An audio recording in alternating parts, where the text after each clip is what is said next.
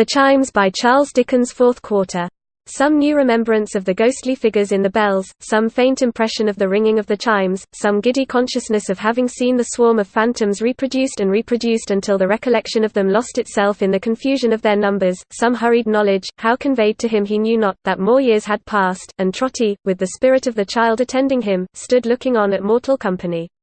Fat company, rosy-cheeked company, comfortable company. They were but two, but they were red enough for 10. They sat before a bright fire, with a small low table between them, and unless the fragrance of hot tea and muffins lingered longer in that room than in most others, the table had seen service very lately. But all the cups and saucers being clean, and in their proper places in the corner cupboard, and the brass toasting fork hanging in its usual nook, and spreading its 4 idle fingers out, as if it wanted to be measured for a glove, there remained no other visible tokens of the meal just finished, than such as purred and washed their whiskers in the person of the basking cat, and glistened in the gracious, not to say the greasy, faces of her patrons. This cosy couple, married, evidently, had made a fair division of the fire between them, and sat looking at the glowing sparks that dropped into the grate, now nodding off into a doze, now waking up again when some hot fragment, larger than the rest, came rattling down, as if the fire were coming with it. It was in no danger of sudden extinction, however, for it gleamed not only in the little room, and on the panes of window glass in the door, and on the curtain half drawn across them, but in the little shop beyond. A little shop, quite crammed and choked with the abundance of its stock, a perfectly voracious little shop, with a maw as accommodating and full as any shark's.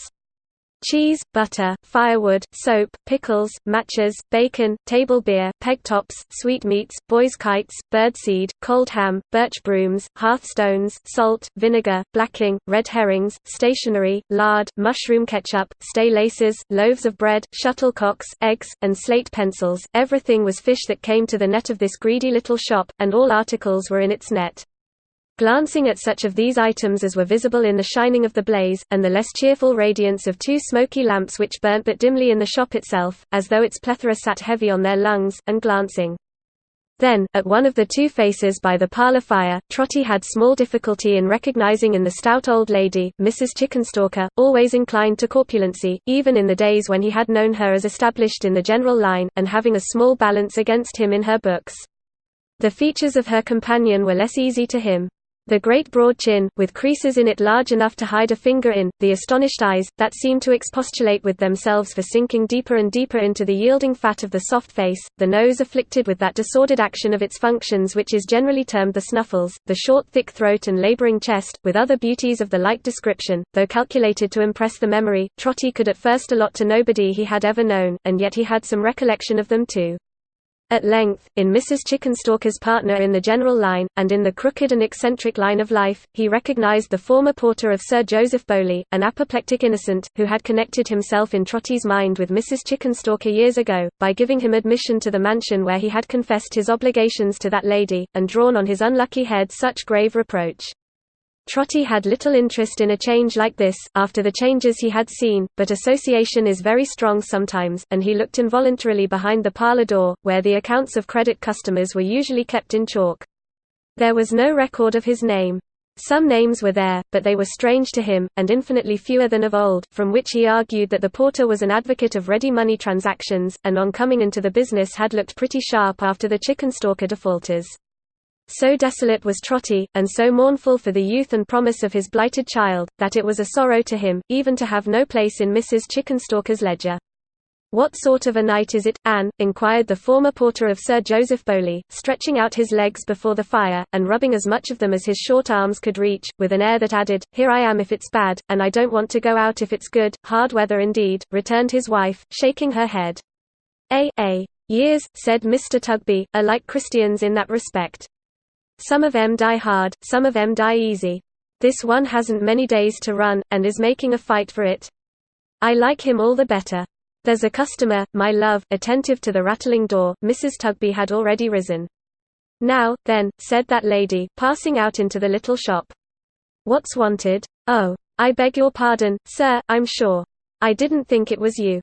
She made this apology to a gentleman in black, who, with his wristbands tucked up, and his hat cocked loungingly on one side, and his hand in his pocket, sat down astride on the table beer barrel, and nodded in return. "This is a bad business upstairs, Mrs. Tugby," said the gentleman. "The man can't live, not the back attic can't," cried Tugby, coming out into the shop to join the conference. "The back attic, Mr. Tugby," said the gentleman, "is coming downstairs fast, and will be below the basement very soon." Looking by turns at Tugby and his wife, he sounded the barrel with his knuckles for the depth of beer, and having found it, played a tune upon the empty part. "The back attic, Mr. Tugby," said the gentleman. Tugby, having stood in silent consternation for some time, "is going, then," said Tugby, turning to his wife. "He must go, you know, before he's gone." "I don't think you can move him," said the gentleman, shaking his head. "I wouldn't take the responsibility of saying it could be done, myself." "You had better leave him where he is. He can't live long, it's the only subject," said Tugby, bringing the butter scale down upon the counter with a crash, by weighing his fist on it, "that we've ever had a word upon, she and me, and look what it comes to. He's going to die here, after all. Going to die upon the premises. Going to die in our house, and where should he have died, Tugby?" cried his wife. "In the workhouse," he returned. "What are workhouses made for? Not for that," said Mrs. Tugby, with great energy.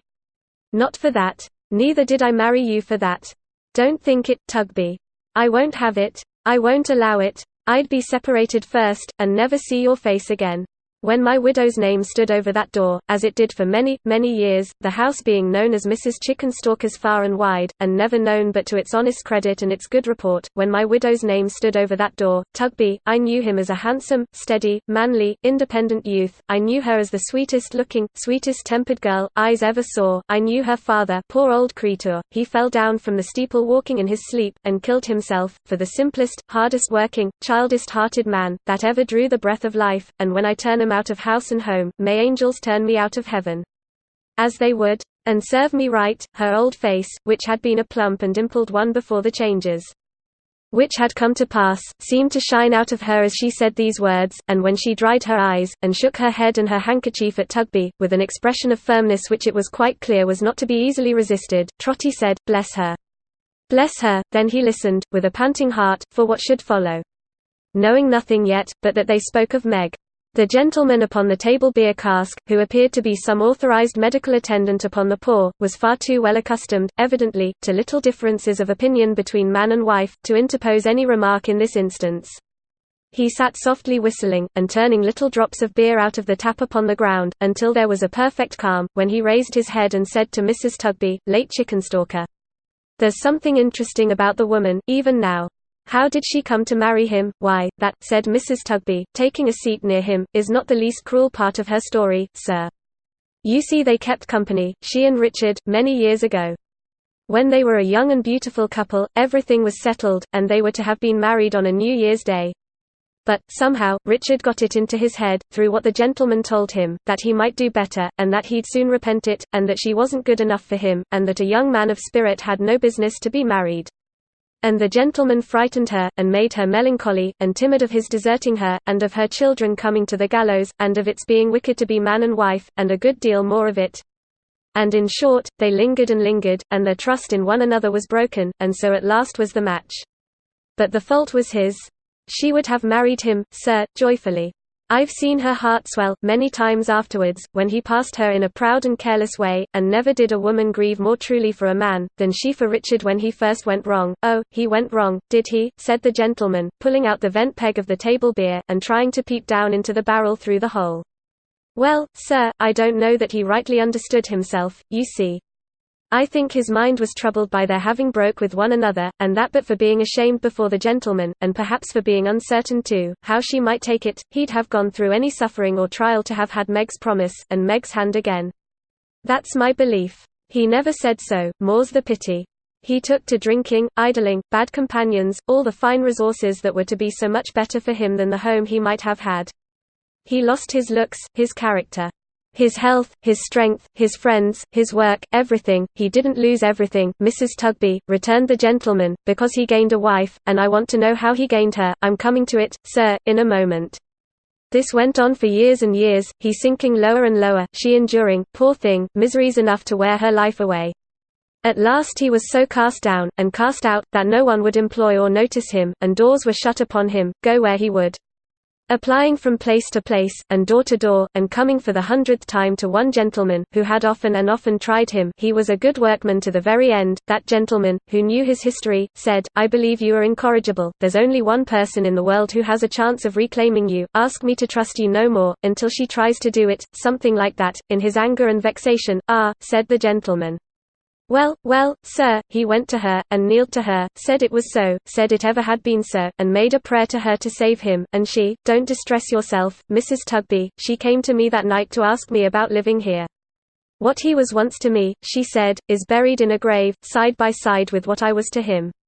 But I have thought of this, and I will make the trial. In the hope of saving him, for the love of the light-hearted girl, you remember her, who was to have been married on a New Year's Day, and for the love of her Richard.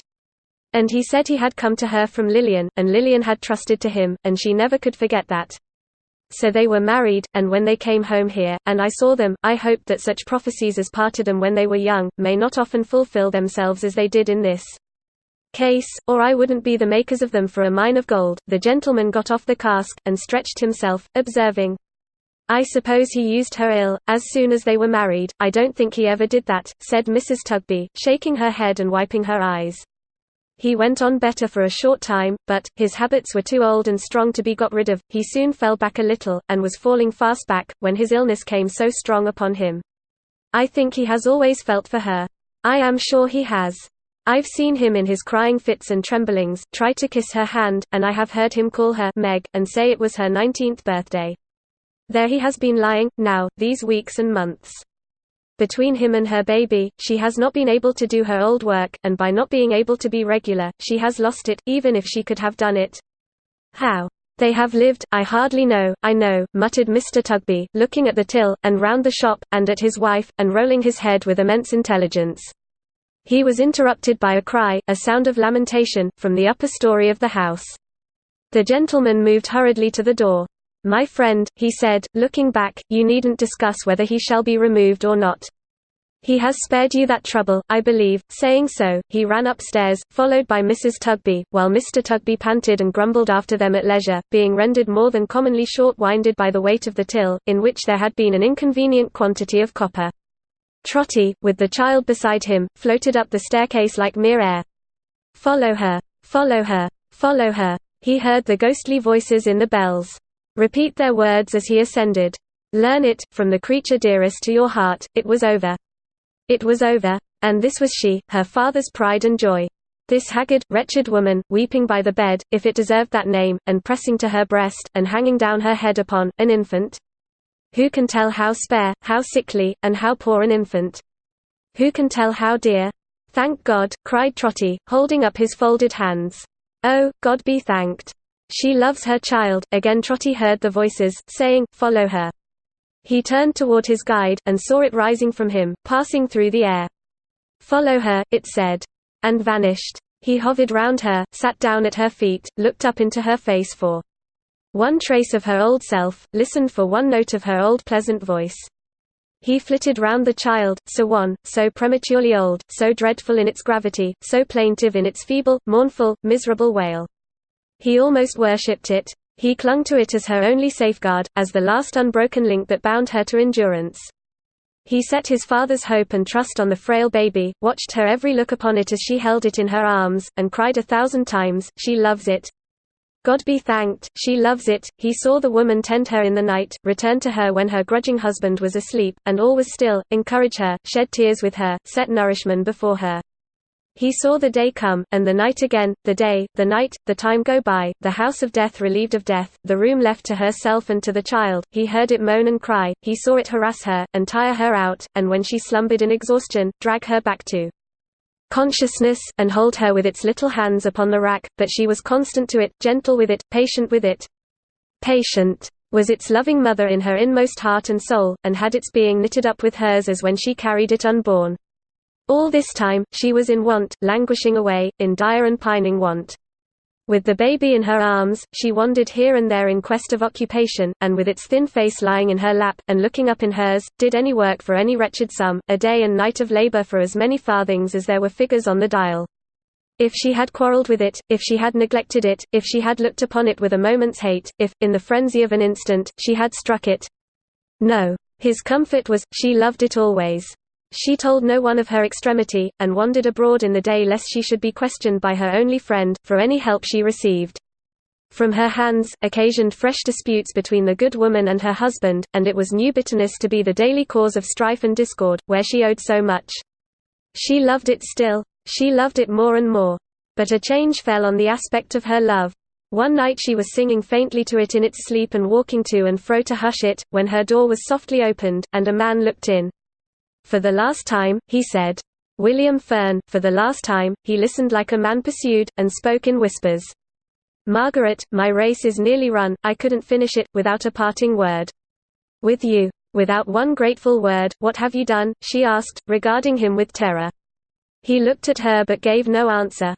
After a short silence, he made a gesture with his hand, as if he set her question by, as if he brushed it aside, and said, "It's long ago, Margaret, now, but that night is as fresh in my memory as ever at Vass.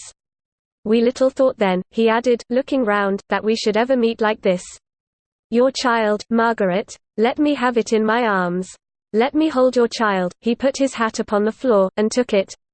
And he trembled as he took it, from head to foot. "Is it a girl?"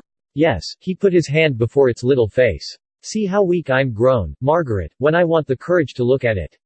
Let her be, a moment. I won't hurt her. It's long ago, but, what's her name?" "Margaret," she answered quickly. "I'm glad of that," he said. "I'm glad of that." He seemed to breathe more freely, and after pausing for an instant, took away his hand, and looked upon the infant's face. But covered it again, immediately. "Margaret," he said, and gave her back the child. "It's Lillian's. I held the same face in my arms when Lillian's mother died and left her. When Lillian's mother died and left her," she repeated, wildly. "How shrill you speak. Why do you fix your eyes upon me so?" "Margaret," she sunk down in a chair, and pressed the infant to her breast, and wept over it. Sometimes, she released it from her embrace, to look anxiously in its face, then strained it to her bosom again. At those times, when she gazed upon it, then it was that something fierce and terrible began to mingle with her love. Then it was that her old father quailed. "Follow her," was sounded through the house. "Learn it, from the creature dearest to your heart, Margaret," said Fern, bending over her, and kissing her upon the brow. "I thank you for the last time. Good night. Good-bye. Put your hand in mine, and tell me you'll forget me from this hour, and try to think the end of me was here." She called to him, but he was gone. She sat down stupefied, until her infant roused her to a sense of hunger, cold, and darkness. She paced the room with it the livelong night, hushing it and soothing it. She said at intervals, like Lillian when her mother died and left her, why was her step so quick, her eyes so wild, her love so fierce and terrible, whenever she repeated those words. "But, it is love," said Trotty. "It is love, she'll never cease to love it. My poor Meg." She dressed the child next morning with unusual care, vain expenditure of care upon such squalid robes, and once more tried to find some means of life. It was the last day of the old year. She tried till night, and never broke her fast. She tried in vain. She mingled with an abject crowd, who tarried in the snow, until it pleased some officer appointed to dispense the public charity, the lawful charity, not that once preached upon a mount, to call them in, and question them, and say to this one, "Go to such a place," to that one, "Come next week," to make a football of another wretch, and pass him here and there, from hand to hand, from house to house, until he wearied and lay down to die, or started up and robbed, and so became a higher sort of criminal, whose claims allowed of no delay. Here, too, she failed. She loved her child, and wished to have it lying on her breast. And that was quite enough. It was night, a bleak, dark, cutting night, when pressing the child close to her for warmth, she arrived outside the house she called her home. She was so faint and giddy, that she saw no one standing in the doorway until she was close upon it, and about to enter. Then, she recognized the master of the house, who had so disposed himself, with his person it was not difficult, as to fill up the whole entry. "Oh," he said softly. "You have come back?" She looked at the child and shook her head. "Don't you think you have lived here long enough without paying any rent? Don't you think that, without any money, you've been a pretty constant customer at this shop, now?" said Mr. Tugby. She repeated the same mute appeal. "Suppose you try and deal somewhere else," he said. "And suppose you provide yourself with another lodging. Come, don't you think you could manage it?" she said, in a low voice, that it was very late. "Tomorrow. Now I see what you want," said Tugby, "and what you mean. You know there are two parties in this house about you, and you delight in setting them by the ears. I don't want any quarrels, I'm speaking softly to avoid a quarrel, but if you don't go away, I'll speak out loud, and you shall cause words loud enough to please you. But you shan't come in, that I am determined." She put her hair back with her hand, and looked in a sudden manner at the sky, and the dark lowering distance. "This is the last night of an old year, and I won't carry ill blood and quarrelings and disturbances into a new one, to please you nor anybody else," said Tugby, who was quite a retail friend and father. "I wonder you ain't ashamed of yourself, to carry such practices into a new year. If you haven't any business in the world, but to be always giving way, and always making disturbances between man and wife, you'd be better out of it. Go along with you. Follow her to desperation." Again the old man heard the voices. Looking up, he saw the figures hovering in the air, and pointing where she went, down the dark street. "She loves it," he exclaimed in agonized entreaty for her. "Chimes, she loves it still, follow her." The shadows swept upon the track she had taken like a cloud. Oh, for something to awaken her. For any sight or sound, or scent, to call up tender recollections in a brain on fire.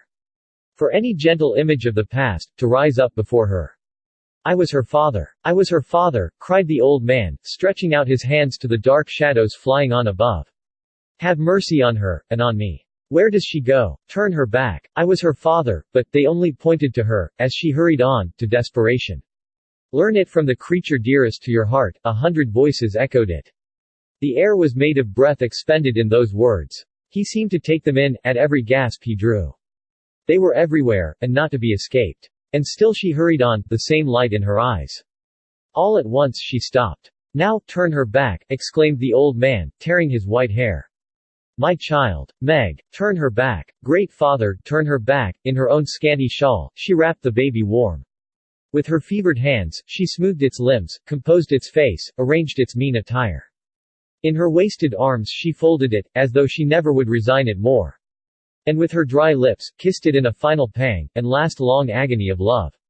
Putting its tiny hand up to her neck, and holding it there, within her dress, next to her distracted heart, she set its sleeping face against her, closely, steadily against her, and sped onward to the river. To the rolling river, swift and dim, where winter night sat brooding like the last dark thoughts of many who had sought a refuge there before her.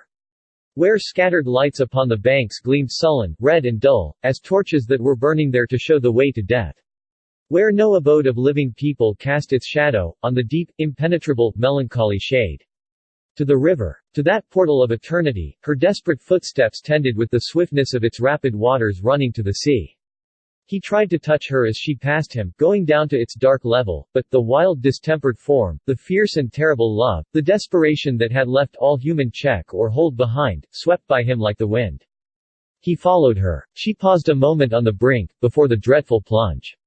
He fell down on his knees, and in a shriek addressed the figures in the bells now hovering above them. "Have mercy on her," he exclaimed, "as one in whom this dreadful crime has sprung from love perverted, from the strongest, deepest love we fallen creatures know. Think what her misery must have been, when such seed bears such fruit. Heaven meant her to be good. There is no loving mother on the earth who might not come to this, if such a life had gone before. Oh, have mercy on my child, who, even at this pass, means mercy to her own, and dies herself, and perils her immortal soul, to save it." She was in his arms. He held her now. His strength was like a giant's. He might have said more, but the bells, the old familiar bells, his own dear, constant, steady friends, the chimes, began to ring the joy peals for a new year, so lustily, so merrily, so happily, so gaily, that he leapt upon his feet, and broke the spell that bound him. "And whatever you do, father," said Meg, "don't eat tripe again without asking some doctor whether it's likely to agree with you, for how you have been going on, good gracious." She was working with her needle at the little table by the fire, dressing her simple gown with ribbons for her wedding. So quietly happy, so blooming and youthful, so full of beautiful promise, that he uttered a great cry as if it were an angel in his house, then flew to clasp her in his arms. But he caught his feet in the newspaper, which had fallen on the hearth, and somebody came rushing in between them. "No," cried the voice of this same somebody, a generous and jolly voice it was. "Not even you. Not even you. The first kiss of Meg in the new year is mine. Mine. I have been waiting outside the house this hour to hear the bells and claim it. Meg, my precious prize, a happy year. A life of happy years, my darling wife," and Richard smothered her with kisses. "You never in all your life saw anything like Trotty after this. I don't care where you have lived or what you have seen, you never in all your life saw anything at all approaching him. He sat down in his chair and beat his knees and cried. He sat down in his chair and beat his knees and laughed. He sat down in his chair and beat his knees and laughed and cried together. He got out of his chair and hugged Meg. He got out of his chair and hugged Richard. He got out of his chair and hugged them both at once. He kept running up to Meg and squeezing her fresh face between his hands and kissing it, going from her backward not to lose sight of it, and running up again like a figure in a magic lantern, and whatever he did, he was constantly sitting himself down in this chair, and never stopping in it for one single moment, being, that's the truth, beside himself with joy. And tomorrow's your wedding day, my pet, cried Trotty. Your real, happy wedding day, today, cried Richard, shaking hands with him. Today. The chimes are ringing in the new year. Hear them, they were ringing. Bless their sturdy hearts, they were ringing. Great bells as they were, melodious, deep-mouthed, noble bells, cast in no common metal, made by no common founder. When had they ever chimed like that before? But today, my pet, said Trotty. You and Richard had some words today, because he's such a bad fellow, father, said Meg. And you, Richard? Such a headstrong, violent man. He'd have made no more of speaking his mind to that great alderman, and putting him down I don't know where, than he would of kissing Meg, suggested Richard. Doing it, too. No, not a bit more, said Meg. But I wouldn't let him, father. Where would have been the use, Richard, my boy, cried Trotty. You was turned up trumps originally, and trumps you must be until you die. But you were crying by the fire tonight, my pet, when I came home. Why did you cry by the fire? I was thinking of the years we've passed together, father. Only that. And thinking you might miss me, and be lonely. Trotty was backing off to that extraordinary chair again, when the child, who had been awakened by the noise, came running in, half-dressed. Why, here she is, cried Trotty catching her up. Here's little Lillian. Ha, ha, ha. Here we are and here we go. Oh, here we are and here we go again. And here we are and here we go. And Uncle Will too, stopping in his trot to greet him heartily. Oh, Uncle Will, the vision that I've had tonight, through lodging you. Oh, Uncle Will, the obligations that you've laid me under by your coming, my good friend. Before Will Fern could make the least reply, a band of music burst into the room, attended by a flock of neighbors, screaming, a happy new year, Meg, a happy wedding, many of them, and other fragmentary good wishes of that sort. The drum, who was a private friend of Trotty's, then stepped forward and said, Trotty Beck, my boy. It's got about that your daughter is going to be married tomorrow. There ain't a soul that knows you that don't wish you well, or that knows her and don't wish her well. Or that knows you both and don't wish you both all the happiness the new year can bring. And here we are, to play it in accordingly. What a happiness it is, I'm sure, said Trotty, to be so esteemed. How kind and neighborly you are. It's all along of my dear daughter. She deserves it. At this moment a combination of prodigious sounds was heard outside, and a good-humored, comely woman of some 50 years of age, or thereabouts, came running in, closely followed by the marrow bones and cleavers and the bells, not the bells, but a portable collection on a frame. Trotty said, It's Mrs. Chickenstalker, and sat down and beat his knees again. Married, and not tell me, Meg, cried the good woman. Never. I couldn't rest on the last night of the old year without coming to wish you joy. I couldn't have done it, Meg. Not if I had been bedridden. So here I am, Mrs. Tugby, said Trotty, who had been going round and round her in an ecstasy. I should say Chickenstalker, bless your heart and soul. A happy new year, and many of them. Mrs. Tugby, said Trotty, when he had saluted her, I should say Chickenstalker, this is William Fern and Lillian. The worthy dame, to his surprise, turned very pale and very red. Not Lillian Fern, whose mother died in Dorsetshire, said she. Her uncle answered, yes, and meeting hastily they exchanged some hurried words together, of which the upshot was that Mrs. Chickenstalker shook him by both hands, saluted Trotty on his cheek again of her own free will, and took the child to her capacious breast. Will Fern, said Trotty, pulling on his right-hand muffler. Not the friend that you was hoping to find? Aye, returned Will, putting a hand on each of Trotty's shoulders. And like to prove almost as good a friend, if that can be, as one I found. Oh, said Trotty. Please to play up there. Will you have the goodness, had Trotty dreamed? Or are his joys and sorrows, and the actors in them, but a dream, himself a dream, the teller of this tale a dreamer, waking but now? If it be so, O listener, dear to him in all his visions, try to bear in mind the stern realities from which these shadows come, and in your sphere, none is too wide and none too limited for such an end, endeavor to correct, improve and soften them. So may the new year be a happy one to you, happy to many more whose happiness depends on you. So may each year be happier than the last, and not the meanest of our brethren or sisterhood debarred their rightful share in what our great Creator formed them to enjoy.